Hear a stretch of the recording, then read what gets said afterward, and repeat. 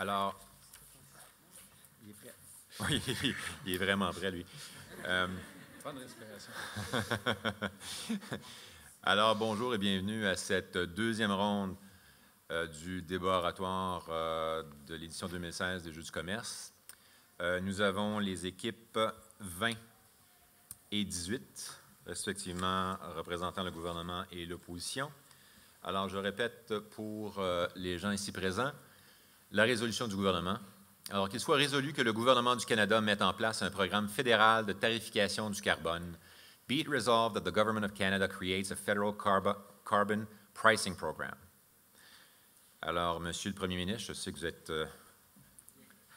enthousiaste de vous présenter, s'il vous plaît. Ça, c'est parce que vous les avez tous pris ce matin en passant. On a-tu encore des crayons? Tiens.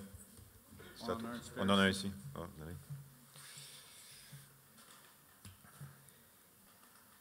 On leur dit de laisser ça.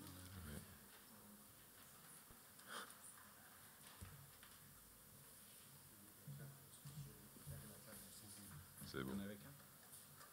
Alors, Monsieur le Premier ministre, la parole est à vous pour 5 minutes.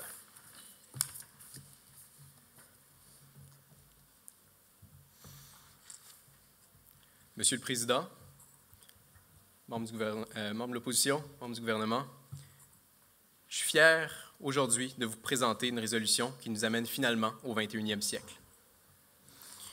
Après notre échec lamentable avec l'accord de Kyoto, il nous faut une manière de mieux gérer nos ressources non renouvelables et de se tourner vers le futur.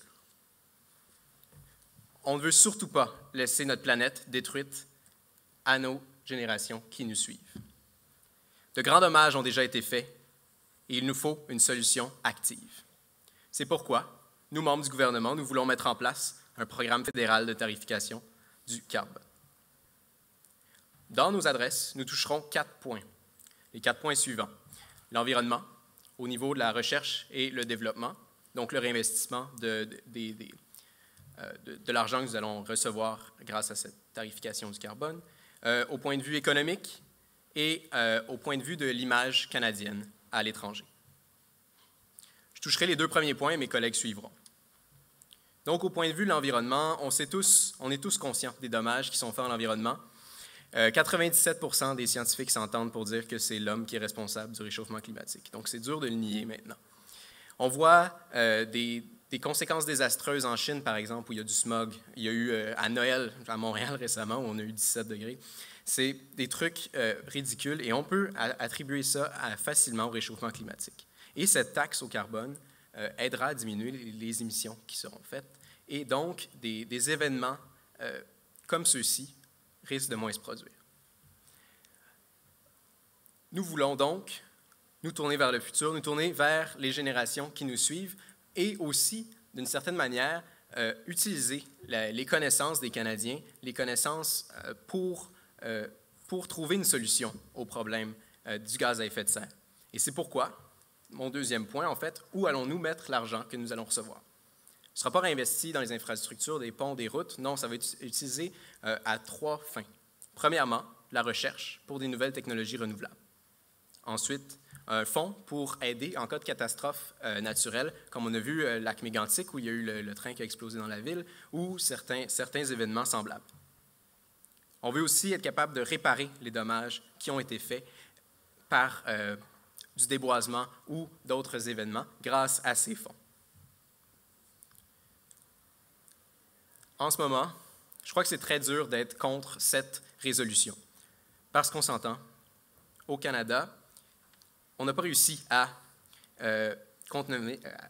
respecter nos engagements avec Kyoto et maintenant, on a l'opportunité de se reprendre. On a l'opportunité de montrer au monde qu'on est capable de le faire.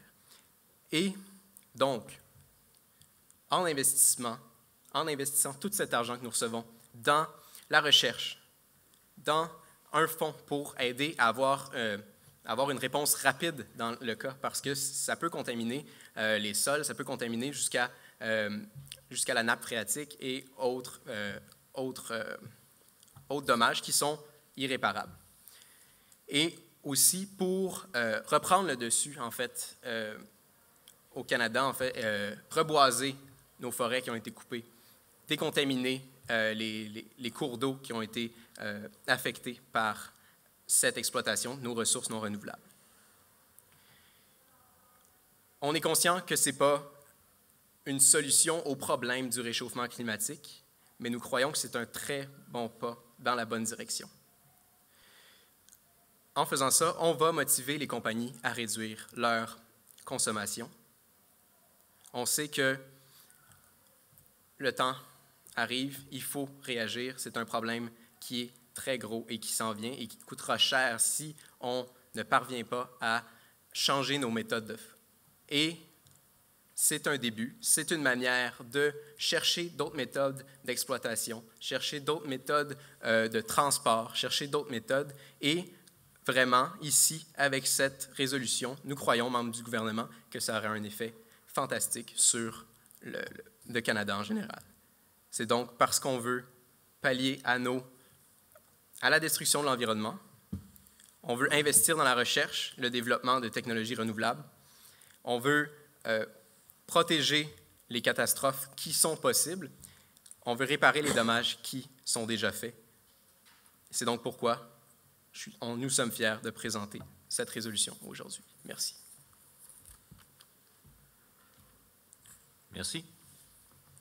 Alors, la parole pour une période de 5 minutes est attribuée au chef de l'opposition.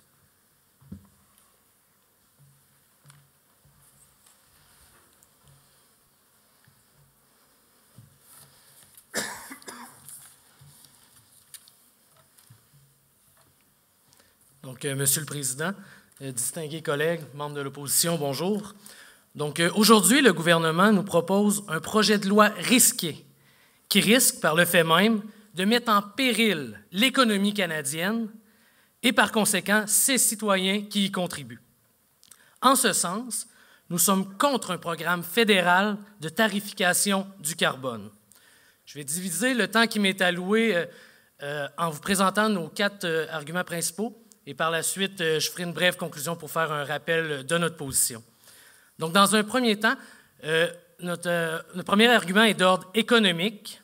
Le second touche l'emploi. Ensuite de ça, on a l'aspect précipité de ce projet de loi. Et pour terminer, le risque au niveau de la compétitivité des compagnies canadiennes à l'étranger. Donc, pour commencer, au point de vue économique, ce projet de loi sur la tarification du carbone, à notre avis, va faire en sorte que certaines entreprises vont fuir le marché canadien.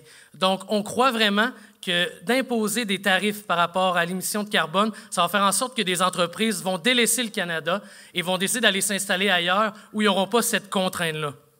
Donc, on sait, au niveau canadien, il y a quand même une bureaucratie qui est décrite d'assez lourde concernant la constitution d'entreprise et sa gestion. Donc, c'est déjà difficile parfois d'encourager des entreprises à l'étranger de venir s'implanter ici au Canada. Et on croit qu'avec une telle taxation, bien, ça va être encore un élément de plus pour décourager ces industries-là. Au niveau de l'emploi, on sait le secteur là, des industries, que ce soit petite entreprise, moyenne entreprise, fait surtout appel à la classe moyenne. Donc, si on considère qu'on met une taxation sur le carbone, nous croyons qu'il va devoir y avoir des coupures de budget dans les entreprises pour être capable de payer ces frais-là. Et qui dit coupure dans les budgets, les premières coupures qui vont être faites, c'est au niveau de la masse salariale. La masse salariale va affecter directement les employés. Donc, les personnes qui ont besoin de ces revenus-là, qui ont besoin que ces entreprises restent en vie et qui restent au Canada, c'est ces personnes-là qui vont être touchées. Donc, le fait d'imposer une taxe de plus ou une tarification quelconque sur le carbone va faire en sorte de diminuer le potentiel d'emploi canadien. Par la suite, j'ai parlé que c'était un projet de loi qui était précipité. Donc, nous sommes au sortir d'un sommet qui a eu lieu en France, sommet très important qui réunissait plusieurs chefs d'État au niveau de l'environnement. Donc, nous jugeons que cette politique-là est réactionnaire à ce sommet-là.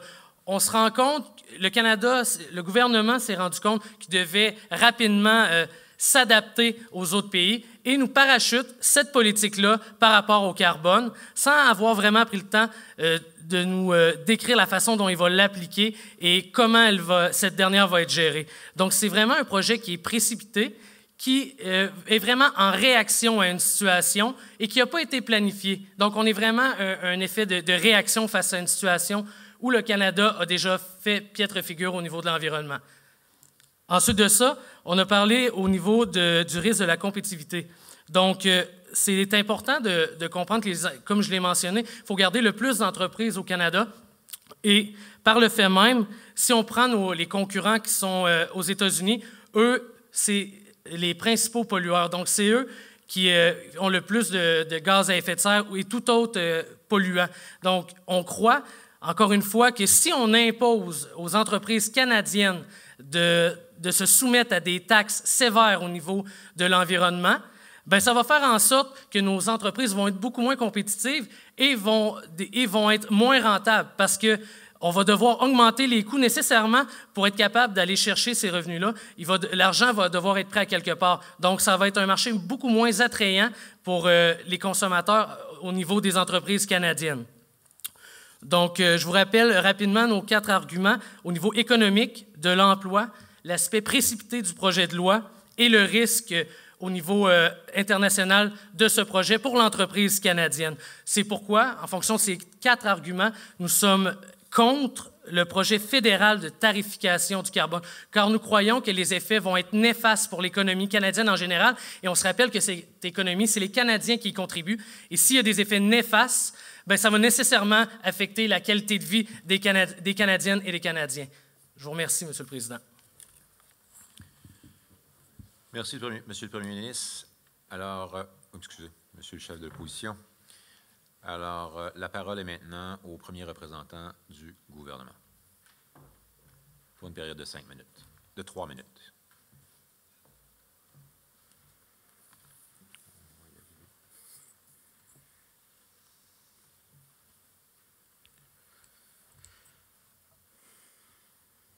Mr. Speaker, distinguished members of the opposition, my colleagues in government, on a global scale, Canada is known as a country with incredible Rockies, majestic lakes, and beautiful sceneries. But slowly, we're beginning to tarnish our environment in the interest of the bottom line. It's important that we take a step back and realign our priorities in order to secure our future and be certain that we still have a Canada to grow for younger generations to come. I'll be discussing the economics and the implementation of the carbon pricing program that we are proposing today. Carbon tax is not something new. It's important for us to take a look at the provinces such as Quebec who have carbon tax programs in place, assess the rates while consulting with experts in the field, and duplicate the processes for the provinces that don't have these taxes in place. We have to make sure that the new sectors and territories that are taxed, that they are taxed fairly, while still sending a strong message saying that they're responsible for their carbon footprints and that they must take responsibility for their actions. In the long term, as my colleagues have mentioned, we must use the capital to invest in research and development, be leaders on a global scale, and find new energy sources that will benefit not only the country, but the world as a whole. We want to help refurbish the environment where damage has been done, and we all know that there has been a lot of damage done in the past and that it needs repairing. We want to incentivize our population to think proactively towards the environment, to help develop new technology and work together in preserving this beautiful country. I'll now proceed by rebutting a couple of points that were brought forward by side opposition. They strongly believe that this plan is going to risk the economy. They say that employment will suffer and that the country's economy as a whole will fall. Investing in research and development is never a bad idea. It will develop new opportunities within the country, new employment opportunities as well. And the fact that we'll be pricing carbon fairly to companies will make sure that they will be in a position to stay in business. Like I mentioned earlier, we can't simply think of the bottom line when it comes to our country. We have incredible resources that we are lucky enough to be able to use to benefit society. It's important that we take a step back and take care of what we have. And for the argument brought forward where companies will flee, like I said, carbon tax already exists. It's a shock to nobody, and it's time that people take responsibility for their action. Let us not forget as well that there's a strong trend towards sustainable practice on a global scale, and leading by example in this particular scenario will help Canada achieve great things. The earlier we begin to prioritize the environment, the longer we have to continue to conduct business on a global scale and maintain and better the quality of life that we have today. It is for these reasons that we strongly believe this motion must pass. Thank you.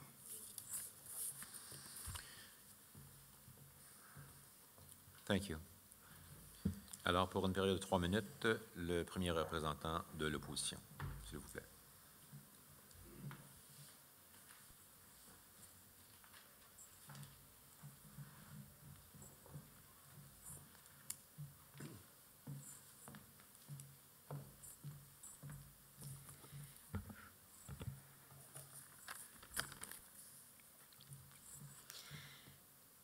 Monsieur le Président, distingués collègues de l'opposition, distingués membres du gouvernement, bonjour. Aujourd'hui, le gouvernement veut taxer les entreprises sur leurs activités actuelles sans même les aviser et les encourager. Ce n'est pas le meilleur moyen, selon nous, à l'opposition, d'y parvenir. Je reviendrai appuyer les dires de notre chef par l'approfondissement de l'emploi. Par la suite, je viendrai réfuter les arguments du gouvernement. Monsieur le Président, en taxant les entreprises, nous venons de toucher les principaux secteurs de revenus du gouvernement du Canada, c'est-à-dire le secteur primaire et le secteur des transformations. Ces entreprises sont actuellement les plus polluantes au Canada. Ils embauchent des ouvriers de la classe moyenne et ainsi de la classe ouvrière. Lorsqu'une entreprise est touchée par une nouvelle taxe, dans la situation économique actuelle, le contre-coup sera subi par les employés, par des pertes d'emploi. Il faut les encourager et non les punir. L'industrie automobile, en 2008-2009, a durement été touchée par la crise économique. Le gouvernement a déjà investi 13 milliards de dollars dans l'entreprise GM et Chrysler pour les sauver de l'industrie et ainsi de la faillite. Ils ont d'ailleurs déjà perdu beaucoup d'emplois et de bons emplois de qualité. Alors, pourquoi donner d'un sens et reprendre de l'autre? Je vous pose la question, Monsieur le Président. Cette taxe va affecter la classe moyenne qui compose plus de 60% de la population canadienne. Il faut les préserver et cela semble échapper au gouvernement. Cette taxe est-elle vraiment nécessaire pour obtenir des résultats espérés? Selon nous, le gouvernement ne cible pas le bon moyen. Le gouvernement a mentionné qu'il faut investir dans la recherche et développement. La recherche et développement, le gouvernement en fait déjà beaucoup et donne déjà des crédits d'impôt aux entreprises. Les entreprises sont maîtres de leur destinée et c'est leur but principal, gérer leurs propres revenus. Ils ont l'expertise de leur entreprise pour développer ces recherches et développer à même leur entreprise. Ce n'est pas de l'ordre du gouvernement de s'immiscer dans les pensées de ceux-ci. Le gouvernement, comme je répète, ne s'attaque pas à la source du problème. Il ne cible pas le bon moyen. Cette taxation viendra toucher la classe moyenne et la classe ouvrière encore.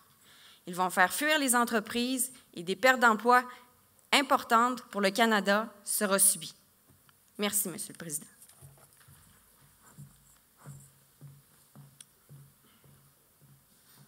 Merci. Alors, la parole est au second président du gouvernement pour une période de 4 minutes.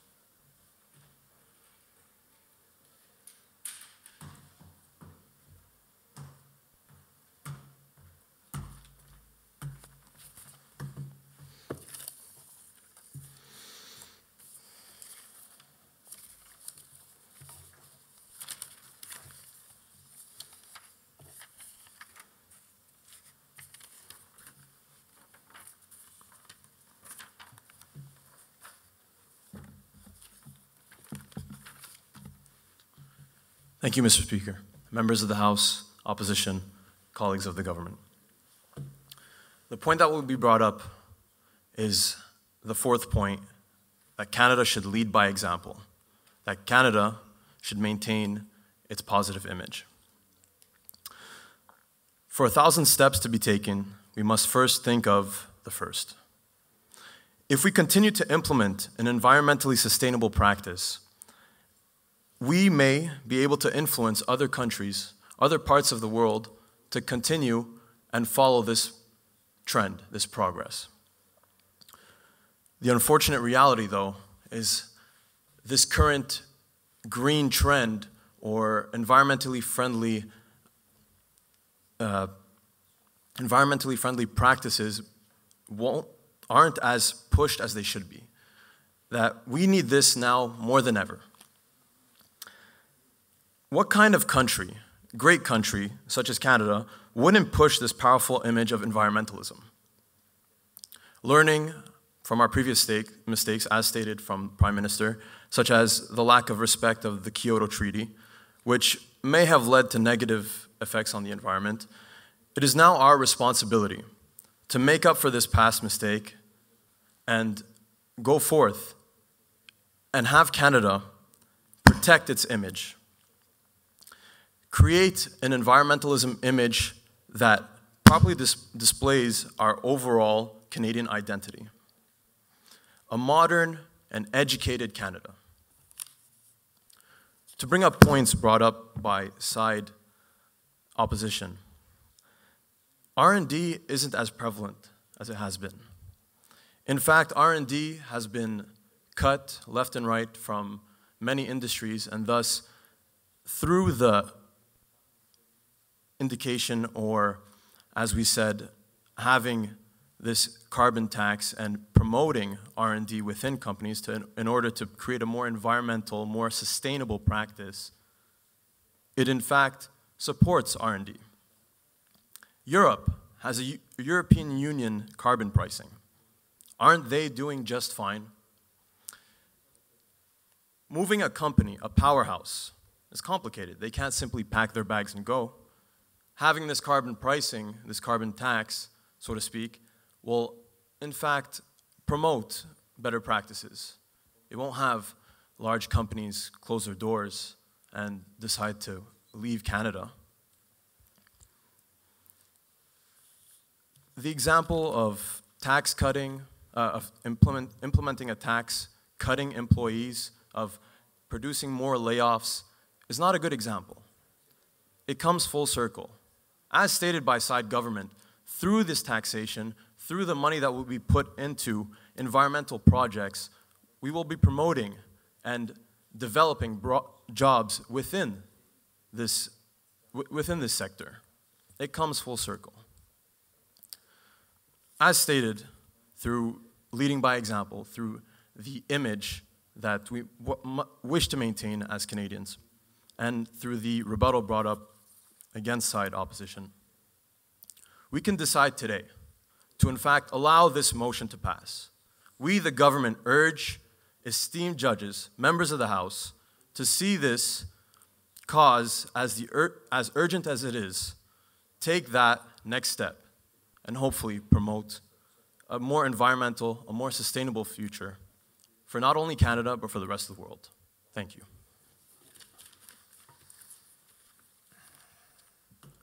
Thank you. Maintenant, la parole est au second représentant de l'opposition pour une période de 4 minutes.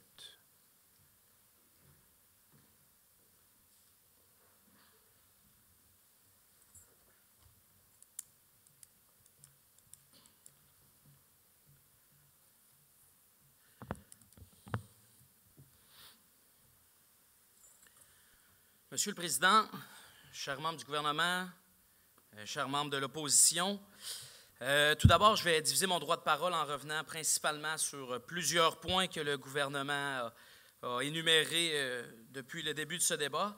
Et puis par la suite, je vais venir appuyer certains arguments qui nous laissent croire, et en fait, on est convaincu que la mesure mise en place, le projet de loi que le gouvernement veut implanter n'est pas le bon.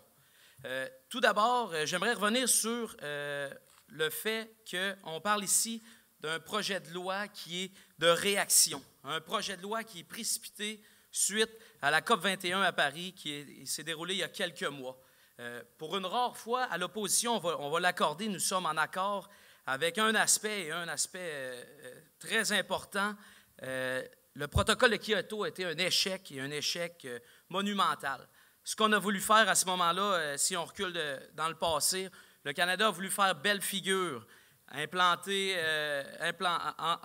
en fait dans un protocole à laquelle il savait qu'il n'allait pas respecter. Les industries n'étaient pas prêtes à ça, mais on l'a signé pareil pour au final se retirer à la dernière minute. Monsieur le Président, le gouvernement est en train de répéter les mêmes erreurs. Il veut implanter un projet de loi de réaction, un projet de loi ils veulent implanter ça de façon rapide, sans études, sans consultation avec les projets déjà mis en place, les structures déjà mises en place par certaines provinces dont le gouvernement a fait mention tout à l'heure. De plus, le protocole de Kyoto a été un échec lamentable, puis de plus, ça a terni l'image du Canada à l'échelle mondiale. Donc, Monsieur le Président, le gouvernement se contredit de plusieurs manières. Tout d'abord, on parle d'image. Leur argument de devenir le leader pour que le Canada ait une belle image et reflète bien à travers le monde et principalement les 195 pays qui étaient à Paris. Par contre, dans le passé, le projet de Kyoto, ça a été l'effet inverse. Ça a terni notre image, mais on le reproduit de la même manière, de façon précipitée, en réaction à des conférences qui ont eu lieu il y a quelques mois seulement. Par la suite, encore une fois, le gouvernement se contredit parce qu'il parle que le gouvernement impose un projet de loi et de façon très rapide. Laissez-moi douter, Monsieur le Président, que le gouvernement a communiqué avec toutes les provinces et tous les territoires par rapport à cette loi-là, par rapport à ce projet de loi-là qu'ils veulent implanter. Donc, encore une fois, ils parlent qu'ils ont communiqué avec tout le monde, mais je ne crois pas qu'un projet de loi aussi implanté de façon si rapide, qui est principalement imposé et non de mise en place d'une façon commune avec tous les contribuables canadiennes et canadiens. Ensuite de ça, je voudrais revenir sur un point qui m'a plutôt froissé. En fait, le gouvernement a mentionné que la perte d'industrie, que les industries s'éloignent du Canada pour quitter les pays, c'était quelque chose. Ils ont pris ça à la légère. Ils ont dit que c'était couramment, que ça arrivait de façon courante puis que c'était normal. Bien, nous, Monsieur le Président, à l'opposition, comme ma collègue l'a dit, on se soucie de l'emploi puis on se soucie de la classe moyenne. On ne prend pas ça à la légère, puis c'est pourquoi qu'on pense que la mesure qui est en place n'est pas la bonne, qu'on devrait plutôt prendre le temps et consulter la population des Canadiens et Canadiennes pour implanter la meilleure structure, le plan et programme possible. Merci, Monsieur le Président. Merci à vous. Alors, en conclusion, Monsieur le Premier ministre, vous avez 3 minutes.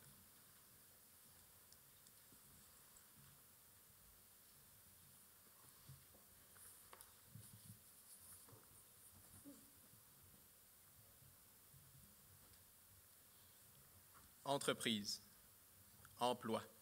C'est tout ce qui semble sortir de la bouche de l'opposition depuis le début du débat.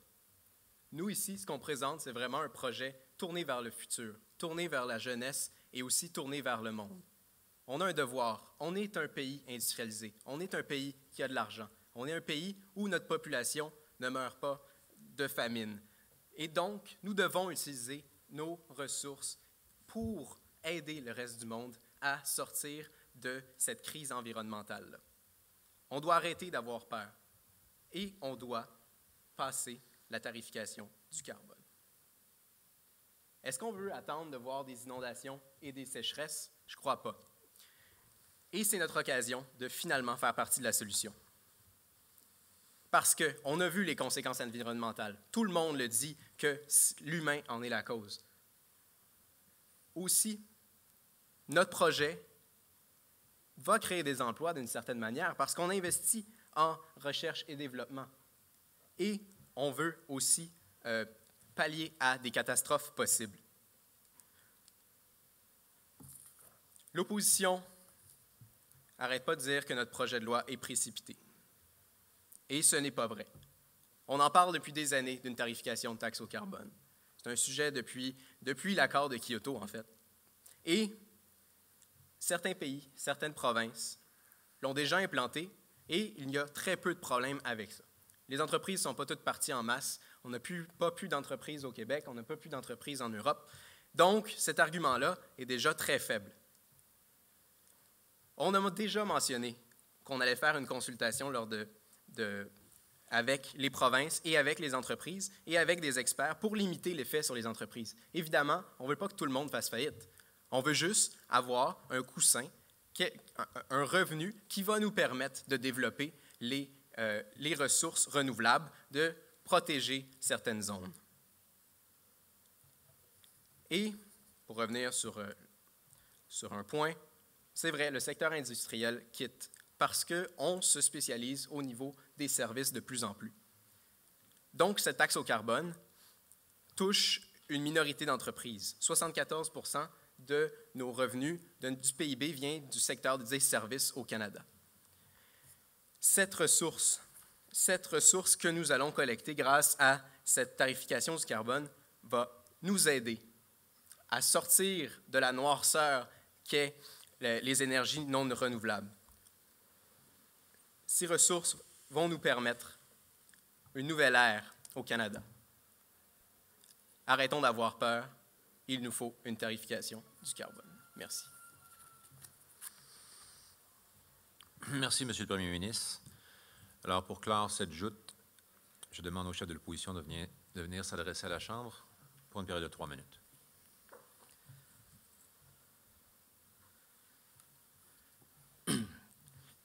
Merci, Monsieur le Président. Les collègues au gouvernement ont mentionné ce qu'ils voulaient laisser aux générations futures. Je vais vous dire ce que nous, on veut léguer à nos générations futures. Nous, à l'opposition, on veut léguer une économie forte, une économie diversifiée, une économie riche.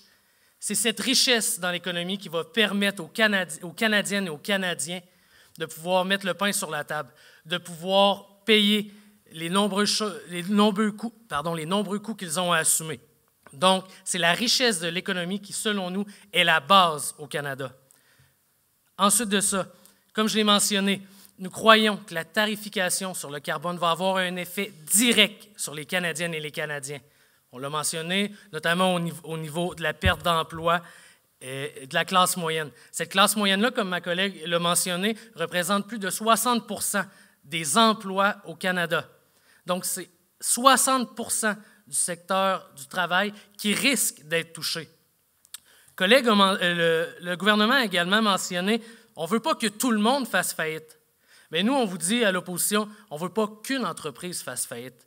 Donc, juste de penser que quelques personnes pourraient faire faillite, mais qu'en général, on va bien s'en tirer, pour nous, c'est inacceptable, Monsieur le Président.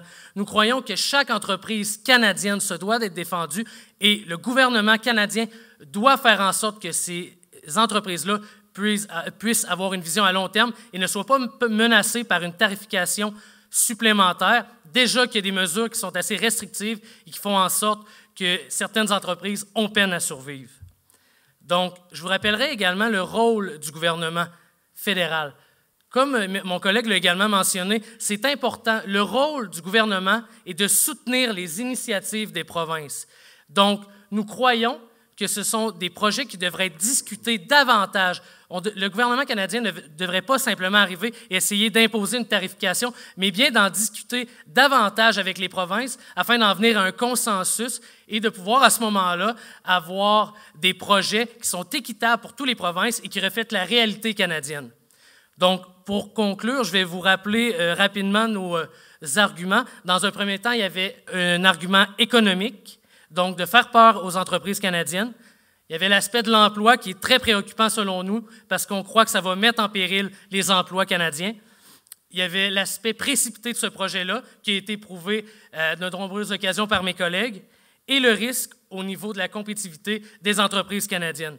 Ces arguments font en sorte que nous sommes fermement contre une tarification du carbone au niveau fédéral, car nous croyons que ça va avoir un effet nuisible à long terme pour l'économie canadienne qui se doit d'être riche, forte et de refléter notre expertise et notre image. Merci, Monsieur le Président. Merci aux deux équipes. Cette joute est maintenant terminée. Il s'agissait de la première joute de la deuxième ronde.